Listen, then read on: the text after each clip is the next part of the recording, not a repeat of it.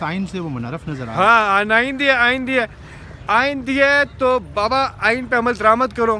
صرف آئین دیا یہ کیا وہ کیا, ناٹ انف.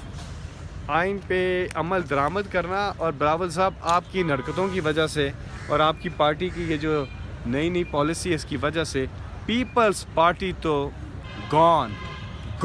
اس کے بعد مت کوئی نعرہ لگائیے کہ ہم جمہوریت کو وہ کرتے, کچھ بھی نہیں کرتے آپ جمہوریت. وہ تو کہتے ہیں کہ عمران خان کے نام پہ انہوں نے کلاس لگوایا ہوا ہے, اس وجہ سے اپ کمنگ وزیر اعظم کیسے بنیں گے وہ لوگ؟ تو ان کو ووٹ دینے کو تیار ہی نہیں ہے.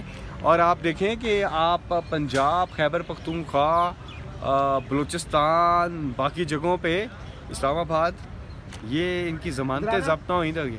سندھ میں بھی, کراچی بھی تو خیر ان کو بھوجیں, کراچی میں ان کا, لیکن اندرون سندھ میں بھی جس طریقے سے یہ ووٹ لیتے ہیں نا وہ سب کو پتہ ہے.